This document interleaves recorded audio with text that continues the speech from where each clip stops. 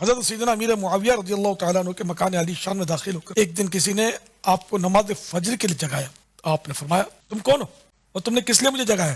جواب ملا اے امیر معاویہ میں ابلیس یعنی شیطان. آپ نے حیران ہو کر اس سے پوچھا تیرا کام تو انسان سے گناہ کروانا ہے اور تو نے مجھے نماز کے لیے جگا کر مجھے نیک عمل کرنے کا موقع دیا. شیطان ٹالم ٹول کرنے لگا مگر حضرت سیدنا امیر معاویہ رضی اللہ تعالیٰ عنہ نے اسے پکڑے رکھا. بالآخر اس نے بتایا کہ میں جانتا ہوں کہ اگر سوتے رہنے میں آپ کی نماز فجر قضا ہو جاتی تو آپ خوف خدا سے اتنا روتے اور اس قدر توبہ و استغفار کرتے کہ رب العزت کی رحمت کو آپ کی بے قراری اور رونے پر رحم آ جاتا اور وہ آپ کی قضا نماز قبول فرما کر ادا نماز سے ہزاروں گنا زیادہ اجر و ثواب عطا فرما دیتا. کیونکہ مجھے خدا کے نیک بندوں سے بغض و حسد ہے اس لیے میں نے آپ کو جگا دیا تاکہ آپ کو زیادہ ثواب نہ مل سکے. وہ کہتے ہیں نہیں حضرت میر معاویہ کی فجر کی نماز ایک دفعہ قضا ہو گئی تو وہ اتنا روئے کہ اگلے دن ان کو فجر کے وقت شیطان جو ہے نا انسانی شکل میں اٹھانے کے لیے آ گیا. اچھا جی شیطان اٹھانے کے لیے آ گیا کیوں؟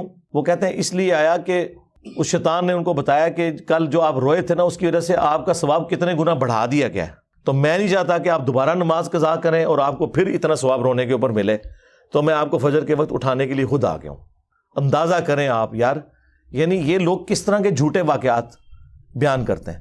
یہ جو ثواب اور عذاب کا معاملہ ہے یہ اللہ اور فرشتوں کے درمیان راز ہے. اس کا شیطان سے کوئی لینا دینا نہیں ہے. آپ شیطان کا علم غیب مانے ہوئے ہیں مامو جی کو بڑھانے کے لیے. یعنی شیطان نے یاری لگائی ہوئی ہے فرشتوں کے ساتھ کہ تو خبر لیک کرنی ہے تو میں پھر کل جگاواں گا کس نو میں جگانا ہے. اللاجیکل جھوٹی باتیں ان کا کوئی دین سے لینا دینا نہیں ہے. یہ اللہ اور بندے کا معاملہ ہے. پھر تو بڑا اچھا طریقہ مطلب پتہ چل گیا کہ بھی ایک بندہ اگر نہیں اٹھتا تو وہ پھر یہ انتظار کیا کرے کہ مجھے شیطان ہی آپ اٹھائے گا آ کے. ورنہ میں روزانہ زیادہ جو ہے حضرت میر معاویہ کی سنت پہ کیونکہ آپ تو کہتے ہیں کہ صحابہ جو ہے وہ ستاروں کی مانند ہے جس کی بھی پیروی کرو کامیاب ہو جاؤ گے تو پھر پیروی کریں آپ روزانہ نماز قضا کریں روئیں اور زیادہ نمازوں کا ثواب کمائیں. پھر تو ہم پوری ایکویشن لگا کے کورالٹیز بنا کے پوری ایکویشنز بنائیں گے. صحابی ہونے کا احترام اپنی جگہ وہ سب کچھ ہم رضی اللہ عنہ بھی کہتے ہیں لیکن اس طرح آپ کسی کو اونچا کرنے کے لیے اس طرح کے جھوٹے واقعات تو منسوب نہ کریں. تو چاہے حضرت بلال کی شان کو بڑھانے کے لیے کوئی واقعہ جھوٹا منسوب کرے خواہ حضرت میر معاویہ رضی اللہ تعالیٰ عنہ کے حوالے سے کوئی جھوٹا واقعہ منسوب کرے غلط ہے.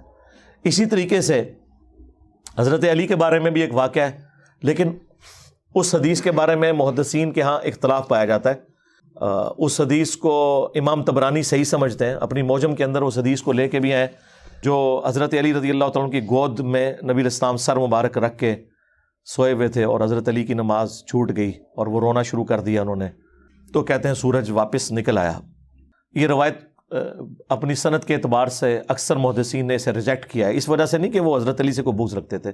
یہ اللاجیکل بات ہے. لاجیکل بھی درست نہیں ہے. یہ ہو ہی نہیں سکتا کہ نبی علیہ السلام تو نماز پڑھ کے سوئے ہوں اور حضرت علی نے نماز نہ پڑھی ہوئی ہو.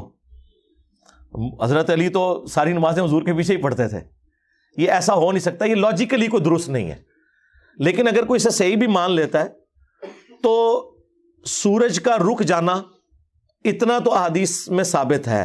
بخاری مسلم میں آیا کہ جوشوا جو حضرت موسیٰ کے خلیفہ اول بنے تھے ہارون علیہ السلام تو زندگی میں فوت ہو گئے ان کے. یوشع ابن نون جنہیں جوشوا کہا جاتا ہے ان کی جنگ تھی بت پرستوں کے ساتھ مشرکین کے ساتھ اور ہفتے کا دن شروع ہونے والا تھا یعنی جمعے کی مغرب کا وقت قریب آ گیا تھا اور ہفتے کے دن یہودی جنگ نہیں لڑ سکتے تھے. ان کے لیے وہ حرمت کا دن تھا. اب بالکل جنگ اینڈ پہ پہنچی ہوئی ہے فتح قریب ہے تو حضرت یوشع ابن نون نے اللہ کے حضور دعا کی کہ اے اللہ میرے لیے سورج کو روک دے آج کا دن تھوڑا لمبا کر دے تاکہ ہم کافروں کو شکست دے لیں کیونکہ اگر مغرب کا وقت آ گیا تو جنگ روکنی پڑے گی.